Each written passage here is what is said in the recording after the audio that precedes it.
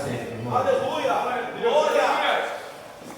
Amados irmãos, quando nós estamos realizando algum tipo de culto evangelístico, seja ele um ar livre na praça, um trabalho realizado em um presídio, enfim, em algum ambiente onde o público-alvo é um público majoritariamente não cristão, é muito comum nós ouvirmos por parte do pregador, do dirigente do trabalho ou de alguém que tenha uma oportunidade, a seguinte frase: meu amado ouvinte da palavra de Deus, nós estamos reunidos aqui não para te falar de religião, nós estamos aqui hoje para te falar de Jesus. Quantos já ouviram essa frase no trabalho de amigo, né? É muito comum que o pregador, o dirigente, diga essa frase: olha, nós não viemos aqui te pregar religião, nós viemos te falar de Jesus. E quando essa pessoa, esse pregador, esse dirigente, emite essa frase, na verdade ele está tentando estabelecer uma distinção entre seguir a Jesus e seguir uma religião. Ele está dizendo, em outras palavras, que seguir Jesus é diferente de seguir uma religião. Eu acho que todos aqui concordam com isso. Só que, muitas das vezes, eu fico me perguntando se nós não confundimos as duas coisas. E achamos que seguir Jesus é também seguir uma religião, ou seguir uma religião é seguir Jesus. Eu tenho para mim uma percepção de que às vezes nós confundimos as coisas e misturamos as coisas. Pois bem, o que eu quero nessa noite propor aos irmãos é cavar essa verdade de que seguir a Jesus não é a mesma coisa de que seguir uma religião, e eu quero cavar essa verdade um pouco mais fundo para que nós possamos nos aprofundar e entendê-lo de forma melhor. Para que no final, quando você saia daqui, você saia convicto de que seguir a Jesus não é o mesmo que seguir uma religião. Que você tenha bases para afirmar isso com mais força, com mais vigor, com mais convicção. Então, para iniciarmos, se eu estou dizendo que seguir a Jesus é diferente de seguir uma religião, eu preciso entender bem o significado da palavra religião. Então vamos lá. O que significa a palavra religião? A palavra religião, ela deriva de uma outra palavra do latim.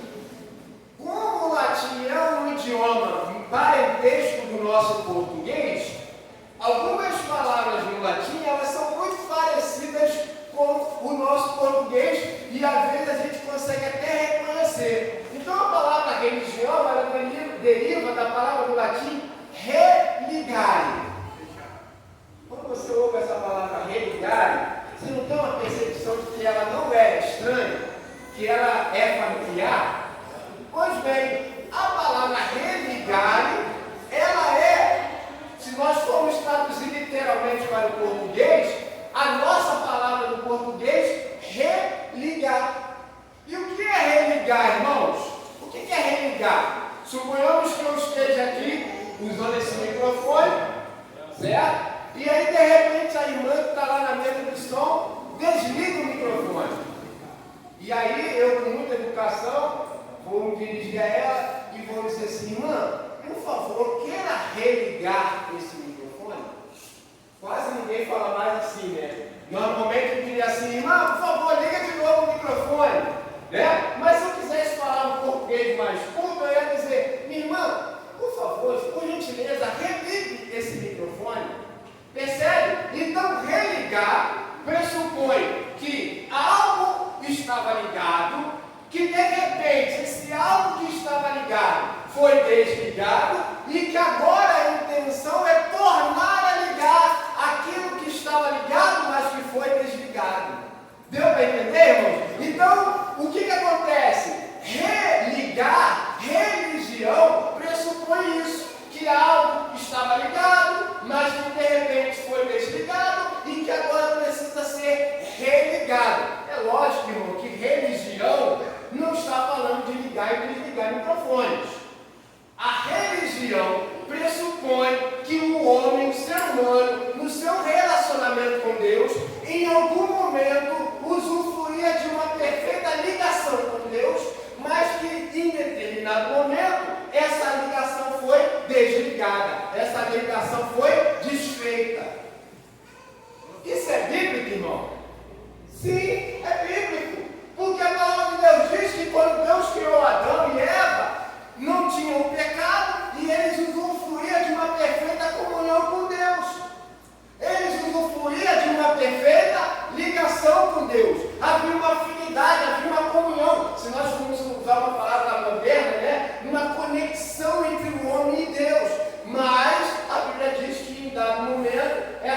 comunhão, essa ligação, ela foi desligada, ela foi desfeita, ela foi rompida. E por quê? Por causa do pecado. O profeta Isaías, no capítulo 56, ele fala o seguinte: eis que os meus ouvidos não estão fechados para que não possam vos ouvir, nem as minhas mãos encolhidas para que não possam vos abençoar, mas os vossos pecados fazem separação entre vós e o vosso Deus. Então aquela comunhão que havia antes, aquela ligação que havia antes, o pecado tendo entrado, desligou, desfez, porque o nosso Deus, sendo Deus Santo, ele não compactua com o pecado. O apóstolo Paulo ele diz assim: todos pecaram e destituídos estamos da glória de Deus. Essa palavra destituídos significa separados, apartados da glória de Deus. Então o pecado, quando entrou, ele desfez essa comunhão, ele desfez essa ligação. Interessante que o povo de Israel, no meio do deserto, experimentou essa triste realidade. Eles caminhando no deserto com Deus, quando saíram do Egito, em dado momento, quando Moisés subiu no Monte Sinai para receber a revelação de Deus, e por lá permaneceu 40 dias e 40 noites, o povo fez um bezerro de ouro. Aí sabe o que Deus fez? Deus falou assim: esse povo é muito rebelde, Moisés. Eu não vou, a minha presença não mais vai no meio desse povo, porque se a minha presença, que é santa, for no meio desse povo pecador, o que vai acontecer? A minha santidade exterminará esse povo. Então, não há compactuamento entre a santidade de Deus e o pecado do povo. Ao que Moisés vai dizer assim: Senhor, por favor, não faças isso, vá conosco. Aí Deus vai dizer assim: você não está entendendo, Moisés. Eu vou garantir a vitória, vou colocar o povo dentro da terra prometida, eu vou enviar um anjo, ele vai acompanhar o povo, mas eu mesmo, a minha presença mesmo, não irá no meio desse povo. Mas Moisés, entendendo a importância da presença de Deus, ele vai replicar mais uma vez, dizendo: Senhor, se a tua presença não for conosco, nós não iremos a lugar algum.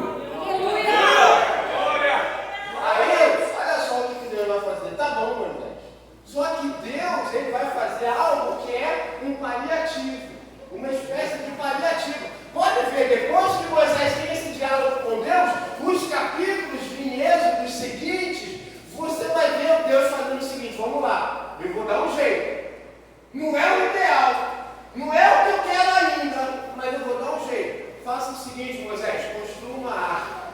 E essa arca será chamada Arca da Aliança, e essa arca será símbolo da minha presença. É a presença? Não, mas ela representa a presença.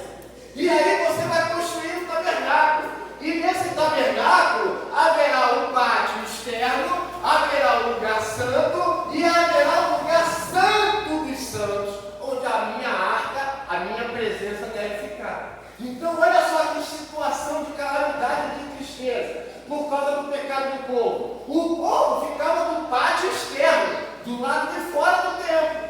No lugar santo, apenas os sacerdotes entravam. E no lugar santo dos santos, onde ficava a presença de Deus, representada pela arca, apenas o sumo sacerdote podia entrar uma vez no ano. E ele entrava com o sino que tintava o tempo todo. Era um sinal de vida, porque se ele entrasse em pecado, era fulminado lá dentro, o sino parava de tilintar e o pessoal puxava ele por uma corda. Isso não é triste, irmão? Por quê? Por causa do pecado, porque a comunhão, a ligação foi rompida. Aí você pode dizer assim: então, Alexandre, a religião é uma coisa boa. Por quê? Porque a religião é o religar. A religião, então, diante dessa estado de calamidade e de afastamento de Deus do homem, propõe então que agora essa comunhão possa ser refeita, religada, não é? Então a religião é uma coisa boa. Seria uma coisa boa.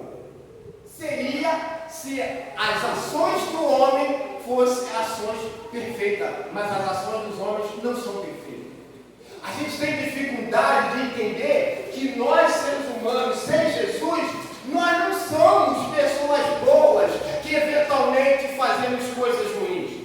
Nós, sem Jesus, somos pessoas perversas, pessoas ruins que eventualmente fazemos coisas boas.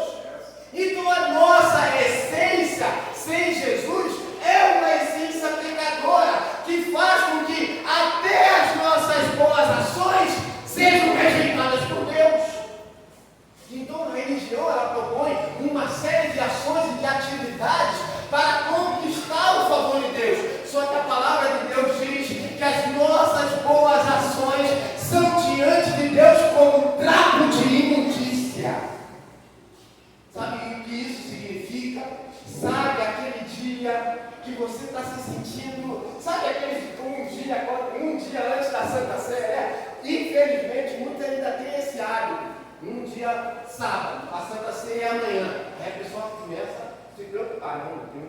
Eu não posso brigar com meu esposo, não posso bater nos meus filhos, tenho que vigiar com a vizinha, porque amanhã é a Santa Ceia eu não posso pecar. Como se ela não precisasse viver uma vida de santidade vários dias por mês. Não, ela está preocupada porque amanhã é a Santa Ceia. Aí ela começa a se precaver mais, começa a achar que ela tem que fazer alguma coisa para merecer poder participar da Santa Ceia. E aí, sabe aquele dia que a pessoa vai lá, ajuda a velhinha a atravessar a rua? Sabe aquele dia que você paga um pastel com caldo de cana pro cracudo? E aí depois você se sente tão bem, cara, eu sou uma pessoa muito boa, sou uma pessoa muito santa. Se Jesus viesse agora, eu subia direto. Sabe aquele dia, esse dia, sabe o que Deus está olhando para você, enxergando as suas ações? Trapo de imundícia, algo que não merece crédito e que precisa ser descartado. Por quê? Porque nós somos essencialmente pecadores. As nossas boas ações, elas não fazem com que nós mereçamos o favor de Deus. Porque sem Jesus, de novo, eu não sou uma pessoa boa que faço coisas ruins. Ao contrário, sem Jesus, eu sou uma pessoa ruim que constantemente faço coisas ruins e que de vez em quando faço coisas boas. E aí, a palavra de Deus diz que não há um que faça o bem, nenhum sequer. A Bíblia diz que Deus procurou um para se colocar na brecha, mas não achou. Por isso que o apóstolo Paulo diz: todos pecaram. Uma outra cena muito triste é em Apocalipse. Eu acho essa cena muito triste. Porque o anjo, existe um ser que está sentado à destra de Deus. Existe um ser que está sentado no trono, e esse ser é Deus, e na sua destra existe um livro, selado com 7 selos, por dentro e por fora. E aí João está lá contemplando aquela visão, e aí ouve-se uma voz dizendo assim: quem é digno de abrir o livro e desatar os seus 7 selos? E João está na expectativa. Vai ter alguém? Vai aparecer alguém. Será Moisés? Moisés foi um cara. Não, Moisés não se habilita. Aí talvez Abraão também não se habilita. Aí João começa a ficar preocupado. Mas será? Davi. Ele vai se prontificar. Daqui a pouco chega aí Davi. Também não. E aí o tempo foi passando. Aquele segundo parecia uma eternidade. E aí, quando ele percebeu a gravidade da situação, ele começa a chorar. Por quê? E ele escreve: porque não havia ninguém debaixo do céu que fosse digno de abrir o livro e desatar os 7 selos. Porque todos nós, diante de Deus, somos indignos e somos pecadores. É por isso que a religião não resolve, porque a religiosidade são ações do homem para Deus, e as ações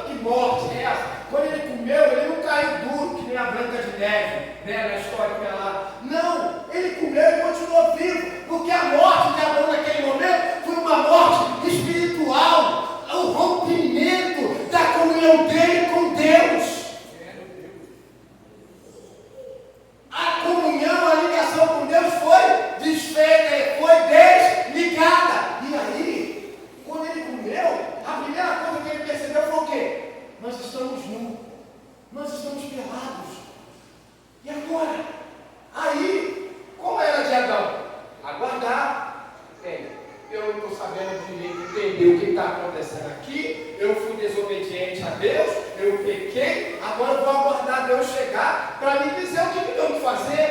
É Deus que vai apresentar a solução. Ele fez isso? Não. Tendo percebido que ele estava nu, que ele estava pelado, que ela também estava nu, que ela também estava pelada, o que ele vai fazer? Ele vai ter uma brilhante ideia de fazer roupa para ele e para ela vestir. Só que aí o que ele faz?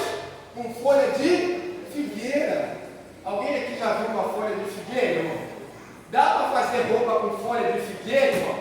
Fala sério. Dá para fazer? Não dá. Eu imagino, né, Adão e Eva ali com aquela folha de figueira, aquela situação constrangedora, e aí deu certo? Aí Eva olhando para Adão e falou assim: não, eu ainda estou vendo coisa aí, não está tampando tudo não. Você percebe?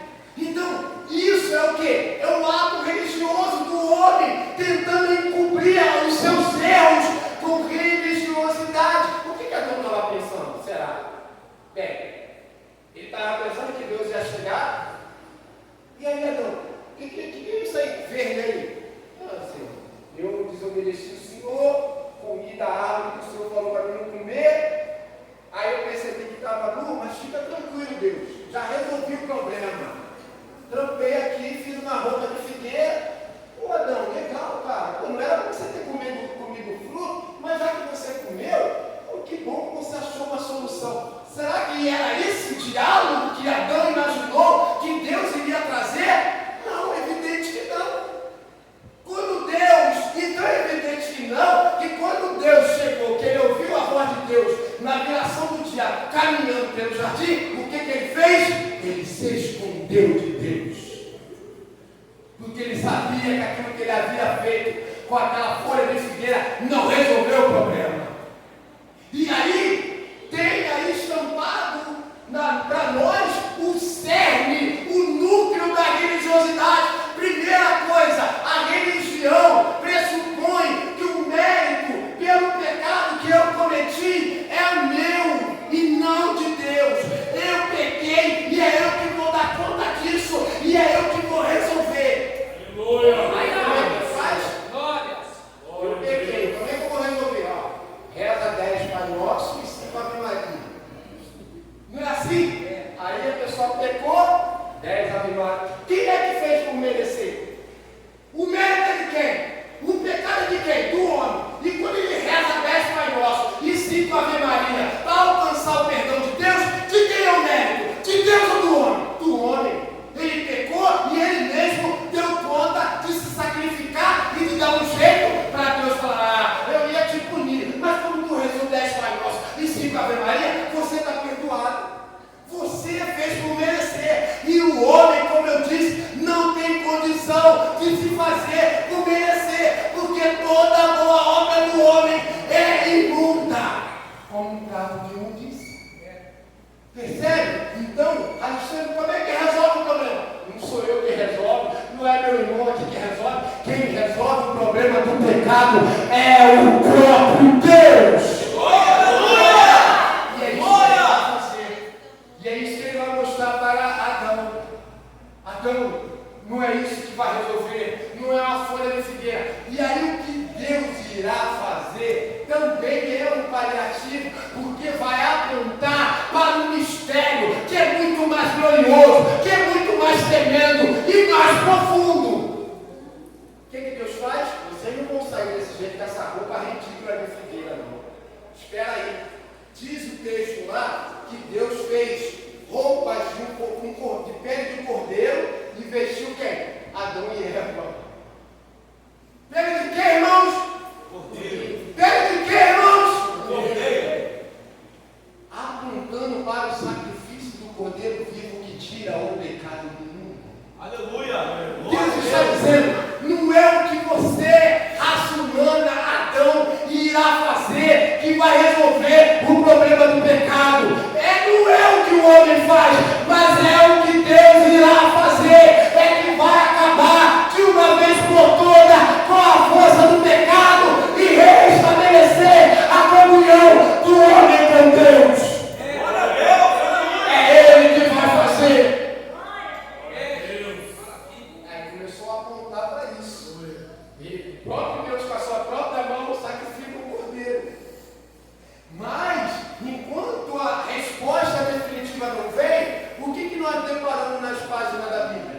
com pessoas idólatras, politeístas, adorando os vários deuses. Sabe por quê? Porque o homem entendia que ele sentia um vazio, que ele não sabia explicar. E esse vazio é o vazio de Deus. Um filósofo aí, russo, chamado Fyodor Dostoiévski, ele diz assim: existe dentro do homem um vazio do tamanho de Deus.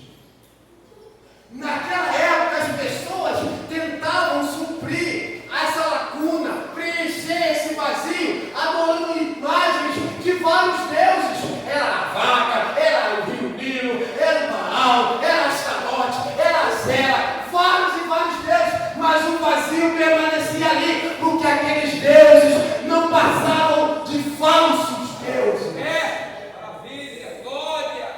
E hoje, o que o homem faz para tentar preencher esse vazio dentro de si mesmo?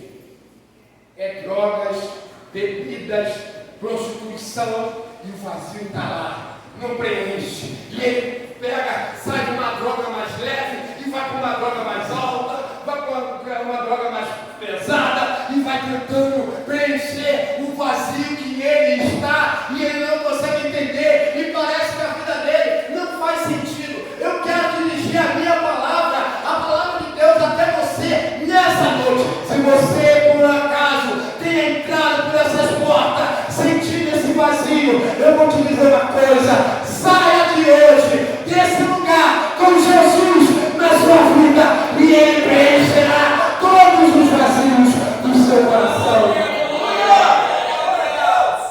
É ele a resposta. E aí você vê, por exemplo, quer ver? A religiosidade continua.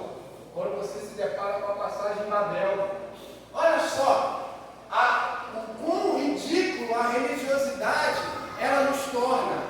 Eles estão ajuntados, agrupados para construir uma torre que chega até onde, irmãos? Até o céu.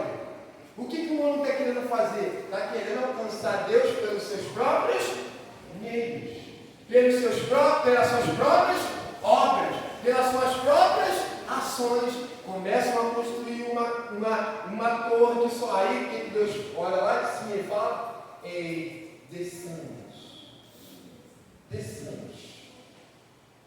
Muitas das vezes a gente passa por esse texto batido, mas Deus está dizendo: o homem está tentando subir, mas a solução não é o homem tentar subir, a solução é que nós desçamos. Glória a Deus. Há uma necessidade que nós desçamos.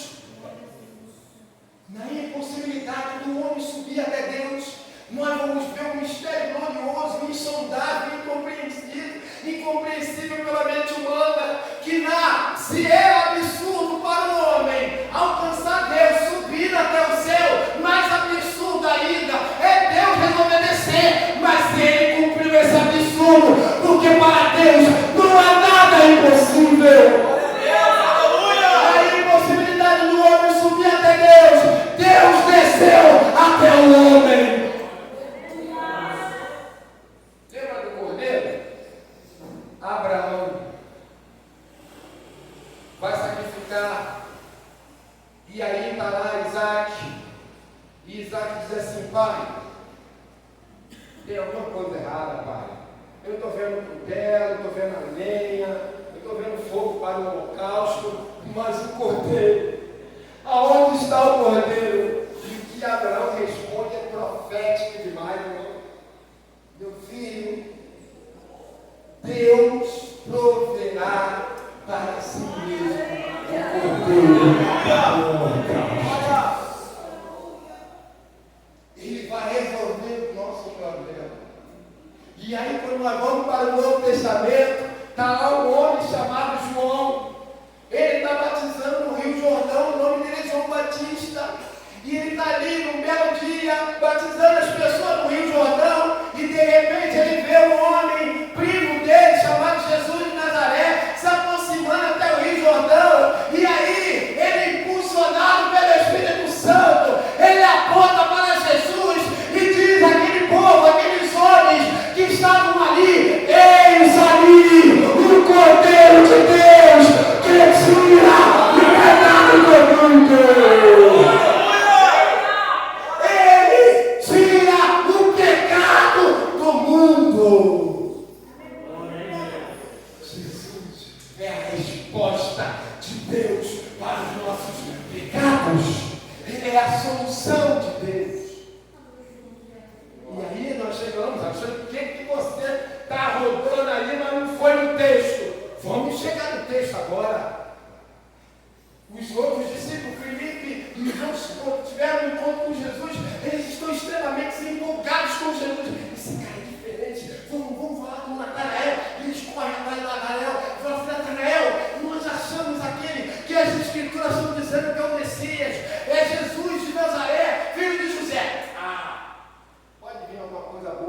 de Nazaré. Que isso? Vocês estão iludindo que esse cara aí, rapaz, tentando parafrasear para debaixo de novo. Vocês estão iludindo que esse cara aí, cara, que isso?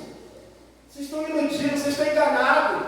E aí Natanael se aproxima de Jesus junto com os outros, porque eles falam, vem ver, irmão. Se você duvida de algum mistério ou de alguma coisa que os irmãos aqui experimentaram nessa noite, vem ver, vem experimentar, vem conhecer Jesus, e você vai ver o quão maravilhoso servir esse Jesus. Aleluia! Correndo junto com os outros. Aí Jesus fala assim, eis ali, ó, um israelita, que não há engano. Aí Natanael fala assim, da onde você me conhece? Aí Jesus fala assim, eu te vi, rapaz. Não há como assim, como é que eu te conheço? Você nem sabe quem eu sou, você não tem nem ideia. Mas eu te vi quando você estava debaixo da figueira. Meu irmão, eu não sei o que Natanael estava fazendo debaixo da figueira. Muitos estudiosos da Bíblia dizem que os israelitas, os judeus, eles tinham o hábito de orar e fazer orações debaixo das figueiras e meditar na Torá. Pode ser que eles estivessem fazendo isso. Mas de alguma maneira, o que Jesus falou para ele, que via ele debaixo da figueira, impactou a vida de Natanael de tal forma que parece que só Jesus sabia o que mais ninguém sabia. Era algo entre ele e Deus. E Jesus de repente falou. E aí ele fala, tu és o Senhor, tu és o Deus de Israel, tu és o Senhor. Natanael reconheceu. Aí Jesus vai dizer uma coisa maravilhosa. Jesus vai dizer assim, tu está admirado com isso, rapaz? Tu não viu foi coisa nenhuma ainda. E aí vem a frase que a gente vai usar aqui para encerrar. Você não viu coisa nenhuma ainda, mas em verdade vos digo, que daqui por diante vereis os céus abertos e o Filho e os anjos de Deus subindo e descendo. Maravilha, Deus. Peraí, Glória a Deus. todo bom israelita, sabia do que Jesus estava falando. Jesus está falando da passagem de Jacó. Lembra da passagem de Jacó? Ele fugindo de Esaú, enganou seu irmão, seu pai, está ele fugindo. E aí ele para num lugar, deita a recria na sua cabeça e dorme. E aí ele tem um sonho. E o que ele vê no sonho? Ele vê uma escada que desce do céu. Ele vê uma escada que desce do céu até a terra. E ele vê os anjos de Deus subindo e descendo sobre a escada. Os anjos de Deus sobem, descem, os anjos de Deus sobem. Glória a Deus. Os anjos de Deus descem, Maravilha, Deus. os anjos de Deus sobem. E aí, eu sou muito curioso. Eu pensava assim, sabe, eu não sei se alguém aqui já pensou nisso. Mas será que alguém já pensou nisso, como eu pensei? Um dia eu li esse texto e falei assim, pra que escada? Anjo não precisa de escada, anjo é ser espiritual. Eles voam, às vezes com asa, às vezes sem asa, mas eles voam. Por que essa bendita dessa escada para subir e descer, gente? Vai ter escada. Tem coisas, irmãos, que a gente não tem que se ater na ação em si, mas na mensagem que está por trás dessa ação. A questão não era a escada, mas a mensagem que está por debaixo, por trás da escada. O que Deus está querendo mostrar para Jacó é que ele não presta, que ele é um enganador, mas que a solução para o pecado de Jacó seria Deus, os céus descerem. E para que os céus descessem, precisava, entre aspas, simbolicamente, de um elo que pudesse ligar os céus e a terra. E naquele momento ali, esse elo estava simbolizado, representado pela escada. Mas era só um símbolo, assim como o cordeiro também era. Alexandre, o que essa escada então quer passar para nós? Qual é a mensagem por trás dessa escada? Quando Jesus estava conversando com Natanael, ele disse assim, Natanael, vocês vão ver os céus abertos e os anjos de Deus subindo e descendo. E aí eles lembraram logo, é Jacó. Ele está falando da passagem de Jacó. Mas se Jesus não fosse tão rápido e Natanael pudesse interromper Jesus, Natanael diria assim: opa, Jesus, peraí, eu conheço essa passagem aí, hein? O senhor está fazendo alusão à passagem lá de Jacó, mas está faltando um negócio aí, hein? Está faltando o quê? A escada. Você falou que a gente vai ver o céu aberto e vai ver os anjos de Deus subindo e descendo. Está faltando a escada, você esqueceu da escada. Jesus diria: não, eu não esqueci da escada, não. Vocês vão ver os céus abertos e os anjos de Deus subindo e descendo, mas não é sobre a escada, não. Vocês vão ver o anjo dos céus subindo e descendo sobre o Filho do Homem. Jesus é a escada que liga a Deus e o homem novamente. É por isso que Jesus é nossa religião. Glória a Deus! É Ele que restabelece a ligação, meu irmão. É Ele que refaz a comunhão. É por isso que Jesus ele fala assim: ó, eu sou o caminho, a verdade e a vida, e ninguém vem ao Pai a não ser por mim. É Ele a resposta, é Ele o Cordeiro. Você lembra da passagem do Apocalipse? Você lembra que não havia ninguém que era digno de abrir o livro e desatar os seus 7 selos? Você lembra que eu mencionei isso? E que João começou a chorar e alguém, um ancião, tocou no ombro de João e disse: João, não chore, João. Não precisa chorar. Na terra não há ninguém digno de abrir o livro. Mas deixa eu te dizer uma coisa. Deixa eu te revelar um segredo. Eu inseri o leão da tribo de Judá, que morreu e ressuscitou. É Ele que é digno de abrir e desatar aquele bendito livro.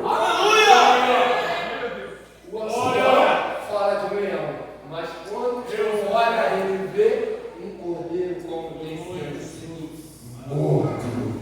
Jesus é o Cordeiro de Deus. Você lembra, irmãos?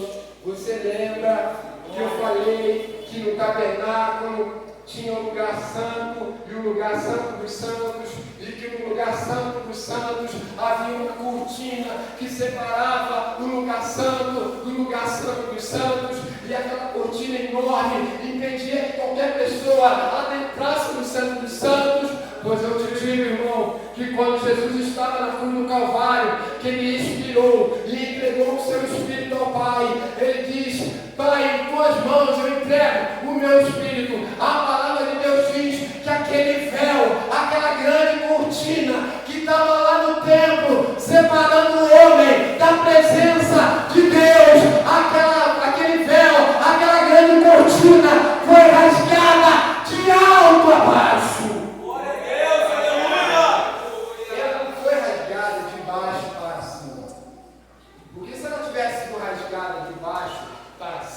Alguém poderia dizer que foi um homem que foi lá e rasgou a cortina de baixo para cima. Não, a cortina rasgou de cima para baixo. Quem é que rasgou essa cortina, irmão? Quem foi que rasgou essa cortina? Quem é que tirou esse empecilho, esse obstáculo? Do alto para baixo. Foi o próprio Deus que rasgou aquela cortina. Foi o próprio Deus que tirou a barreira que nos separava da sua presença. É por isso que o escritor de Hebreus ele vai dizer o seguinte: não como tendo um advogado que não se compadeça das nossas aflições, mas um que em tudo foi tentado como nós, pois agora adentremos ao Santo dos Santos. O sumo sacerdote do Antigo Testamento, ele traz um sino tiritando o tempo todo, de cabeça baixa, numa reverência e com muito pavor e muito medo. Porque se ele entrasse com algum pecadinho, sem ter sido confesso e sacrificado o cordeiro lá fora, ele era fulminado. Então ele entrava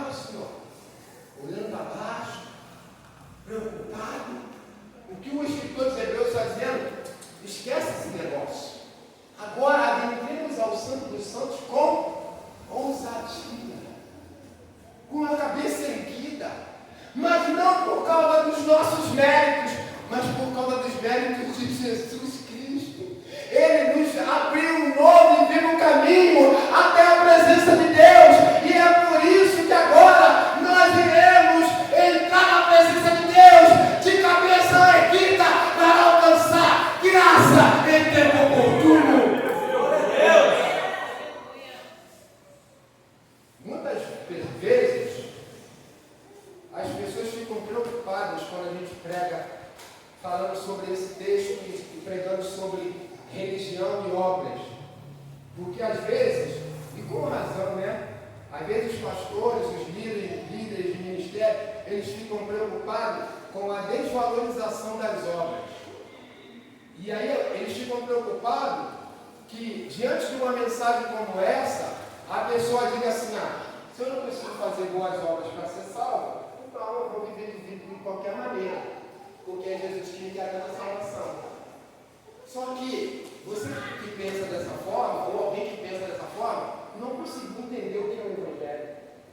Porque o apóstolo Paulo falou assim: onde abundou o pecado, superabundou a graça. E o que faremos nós? Continuaremos pecando para que a graça ainda seja mais abundante? De maneira nenhuma. Porque agora os que estão em Cristo Jesus já sacrificaram a sua carne. Eles não vivem mais para si, mas vivem por amor daquele que nos amou e assim mesmo se entregou por eles. Então é uma praxe recorrente na revista da Escola Dominical das Assembleias de Deus dizer a seguinte frase: nós não fazemos boas obras para sermos salvos. Nós fazemos boas obras porque nós somos salvos. E essa é uma verdade. Porque as nossas boas obras, elas não são feitas para alcançar o merecimento de Deus. As nossas boas obras são um sinal de que a minha vida foi transformada. Não, a minha vida não sofreu uma mudança, como alguém que muda de roupa, que muda de casa, que muda de carro. A nossa vida, aqueles que têm encontro com Jesus, não têm as suas vidas mudadas, têm as suas vidas transformadas. Aleluia! Não como alguém que troca de roupa, não como alguém que muda de roupa, mas como uma lagarta que vira uma borboleta. Isso é transformação. Não é mais o Alexandre que vive, mas Cristo vive em mim. E a vida que agora vivo na carne, vivo por amor daquele que me amou e assim mesmo se entregou por mim. Então eu não faço boas obras para ser salvo. Eu faço boas obras porque eu sou salvo. Jesus ele fala assim, e eu encerro: pelos frutos vocês conhecereis as árvores. E eu pensava, antes de me converter, eu pensava assim, e eu pode ser que alguém aqui esteja pensando: eu só vou aceitar Jesus quando eu largar o cigarro. Eu só vou aceitar Jesus quando... Quer aceitar Jesus? Aí a pessoa fala assim: não, eu vou aceitar não, porque eu ainda não estou livre do cigarro. Não dá para aceitar de opinião, ainda fumo. Vai continuar fumando pro resto da vida. Porque não é você com seu mérito próprio que vai largar o cigarro. É Jesus que vai entrar na sua vida e vai transformar você e vai fazer com que você largue o cigarro. Percebe? Então, pelo fruto vocês conhecereis a árvore. Eu não dou manga para me tornar um pé de manga. Não, só existe uma maneira de eu dar manga: é eu ser um pé de manga, é eu ser uma mangueira. Eu não dou manga para me tornar uma mangueira. Eu sou uma mangueira, por isso que eu dou manga. Eu não faço boas obras para ser salvo. Eu sou salvo e por isso eu produzo obras dignas de arrependimento. O meu coração arrependido são as minhas boas obras. Se você pensa que você vai viver de qualquer maneira e por isso você vai ser salvo, leve engano, porque as suas boas obras são um sinal de que você é uma pessoa lavada e remida pelo sangue de Jesus. Não há perigo nessa mensagem, não. Não há perigo nenhum. Existe perigo quando o camarada não quer entender o Evangelho. Evangelho, ele é libertador, ele nos liberta das algemas, ele nos liberta da obrigação de subir a escada da penha de joelho e de pagar promessa. O Evangelho, ele nos liberta para sermos livres com a liberdade com que Cristo nos libertou. Glória a Deus! E não nos tornemos em nos enfiar debaixo de jugo de servidão. Deus abençoe, meus irmãos. Fique com essa palavra em nome de Jesus.